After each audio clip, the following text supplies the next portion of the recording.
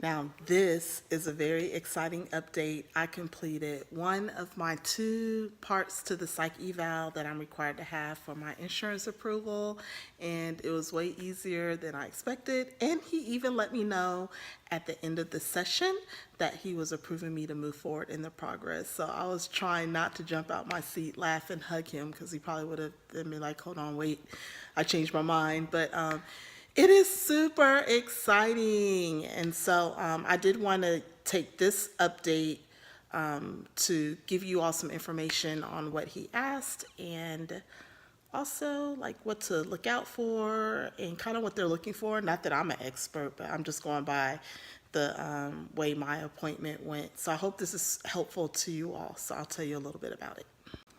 Okay, so I'll start off with the tips that my doctor gave me beforehand and also coworkers. And I must say I am so fortunate to have a doctor that's super supportive of me going through the process because he lets me know what I need to plan for. He gives me tips. He gives me heads up on what's going to happen next. And he's not even a bariatric surgeon. He's a family practice doctor. So I really appreciate him because he has a nurse that went through the surgery. And so he shares based on his experience with that.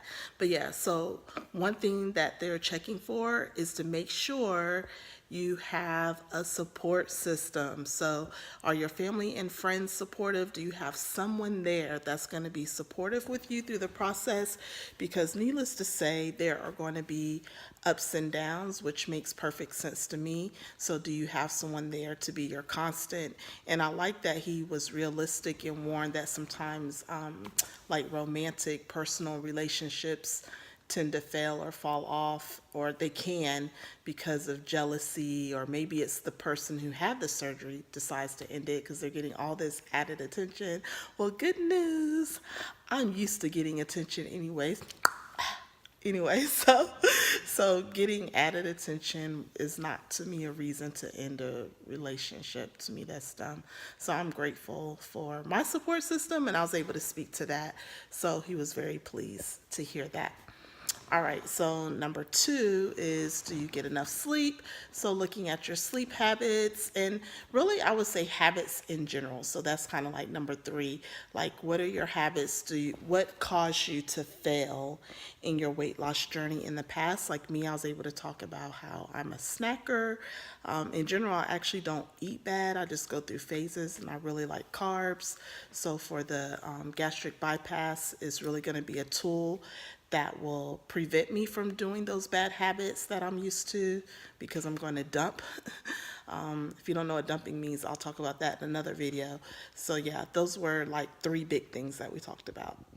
Okay, and I think I'm at whatever number I'm at, number 4. So another big thing that they're looking for, listening for, are maybe some mental health issues that you may have. And here's the thing, it's not that you can't have mental health issues, because people with depression, anxiety get the surgery all the time, but they just want to make sure that you're healthy and stabilized prior to the surgery, which to me makes perfect sense.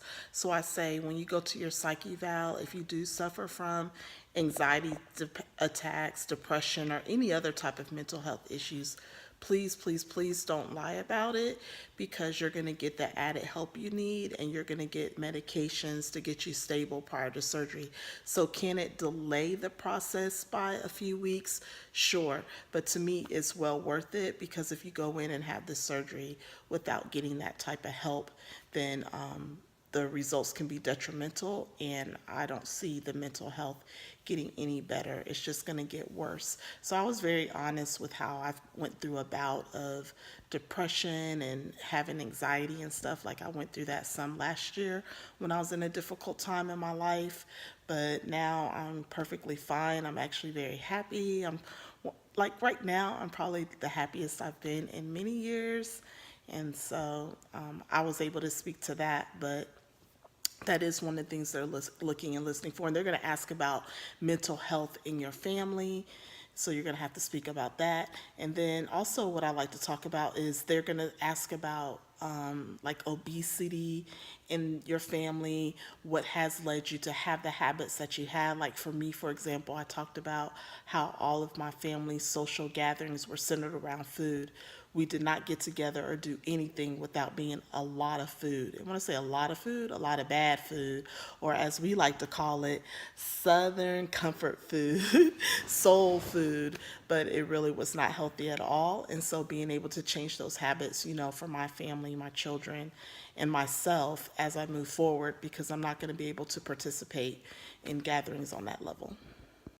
Oh, and I almost forgot traumatic events, emotional traumatic events, seeing if you're an emotional eater, which I actually am not an emotional eater, but I did get to talk about 2 traumatic events in my life, a bad breakup and a domestic violence type relationship I've been in my far distance past.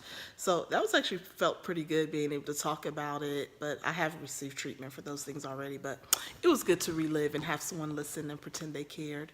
But yeah, they're gonna look for you tying you food to your emotions, so be ready to speak about that. And there's like a lot of little tidbit questions I was asked, but I would say for the most part, those were really the big things that we talked about. And we did talk for a couple of hours, which was pretty cool. And of course, I had lots of questions. Wait. You have to explain what surgery you're getting and why. You have to explain what physical changes they're going to make to you. So I had to actually, like, I was drawing a diagram of what my insides, how they're going to change from the gastric bypass. So I had to do that to make sure I understood. I also had to talk about what are the risks to the surgery. So I had to articulate that, as well as what I'm going to have to change about my lifestyle. Like I had to talk about how I'm going to have to take a ton of vitamins for the rest of my life. I can only eat 4 ounces of food, even when I'm eating full, when I'm back to, you know, eating full regular food. And what else? Yeah, so things like that. So they want to make sure that you know exactly what you're getting into. So if you have not asked a lot of questions and did your homework, go ahead and do it, or they're going to reject you and send you back so that you can learn more and not just jump into something that you're not fully educated on. Okay, so the last part of the psych eval was really just been talking about what next steps are. So of course I had a lot of questions, like I told y'all, and so it was just about how the second part, I'm going to come in, I'm going to get on the computer. There is no face-to-face for that one, and I'm going to take a 500 question test. He did warn me to just be upfront and honest. Don't try to figure out what they're trying to see or what they're trying to see about us or figure out, because the test has like these things, this algorithm kind of built into it, to where if you make it seem like you're perfect and have no issues, then it's going to red flag and you'll have to come in and take it again. Just the opposite is true, is if you act like you suffer from every disorder there is also going to red flag. And so there's some questions that kind of repeat to see if you're going to be consistent with your answers. So I'm like, hey, I'm just going to tell the truth and we'll see. It is what it is. I mean, if I need help with something, I'll rather get the help than try to trick the test. So I think that's pretty cool. So he said that generally happens within a week, and they go ahead and forward everything off to my surgeon, who is then going to forward it off to my insurance. And I will have a final, so the third appointment that I talked about last time is actually Hey y'all, so I want to come outside to wrap this up. Thank you so much for watching the video. I appreciate you all so much. Please be sure to subscribe, like, comment. I appreciate the support. I'm going to continue to engage with you all, engage with me, drop comments of recommendations, feedback, advice, support. I'll continue to support you all. I truly do love y'all, and thank you for everything that y'all do with engaging with my videos and my journey.